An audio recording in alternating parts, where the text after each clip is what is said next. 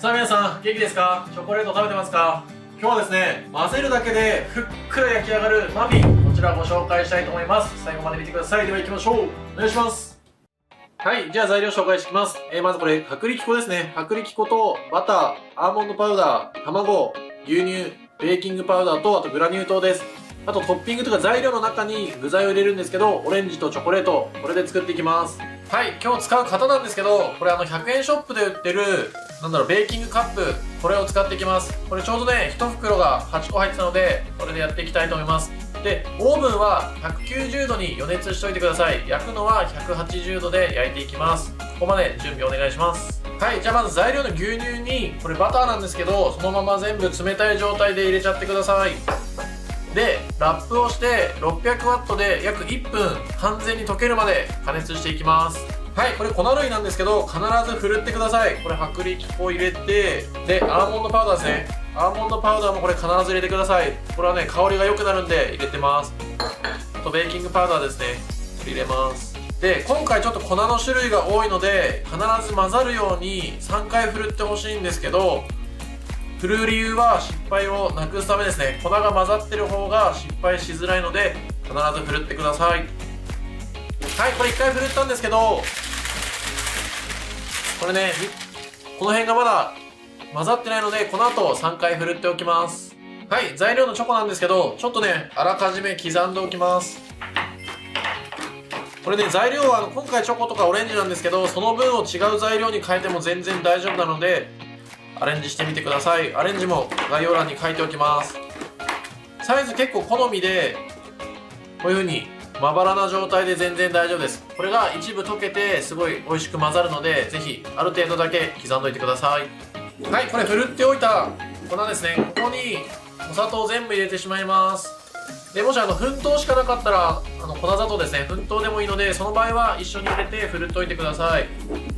ここでこうやって軽く混ぜておきます。はい、ここに卵ですね、まず入れていきます。2つ分。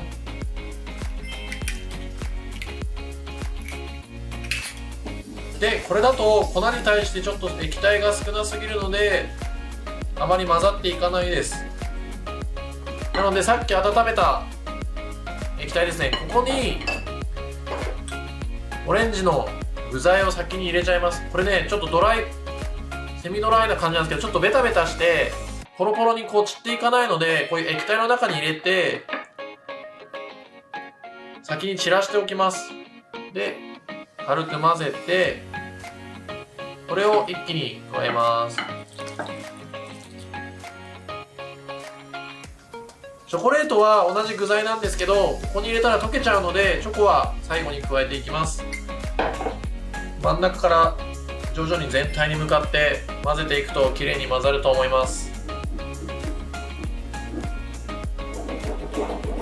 これしっかり混ぜてもらって、混ぜすぎとかないので気にせずにかなりしっかり混ぜてください。簡単に混ざり合うと思います。で、ちょっとポイントなんですけど、今日はオレンジのコンフィを入れたんですね。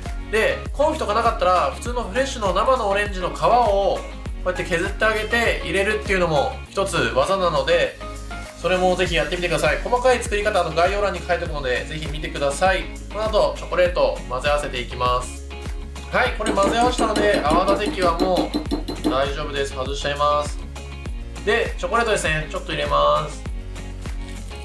で、これをさっき液体に入れなかったのはチョコが溶けちゃうので、こういったちょっと溶けやすいものは最後に入れてください。それ以外のドライフルーツとかナッツはさっきの液体のところに入れちゃって大丈夫です。で、混ぜていきます。これ泡立て器だと別に泡立てたいわけじゃなくて、このね、ラインのところにいっぱいチョコがついちゃうんで、ゴムベラにしてます。これ簡単ですよ。もうこれで混ざりました。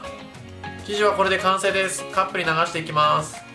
はい、これ生地なんですけど、絞り袋に入れていただいても全然いいんですけど、今日は簡単にスプーンでやっていこうと思います。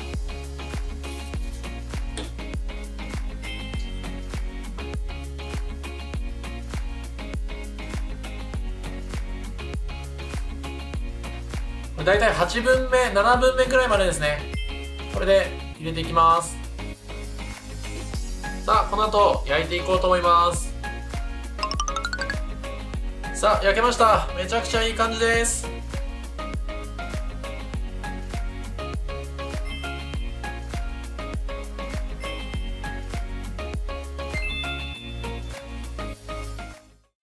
さあ最後までありがとうございます。ちょっとね食べてみたいと思います。めちゃくちゃふわふわですよ。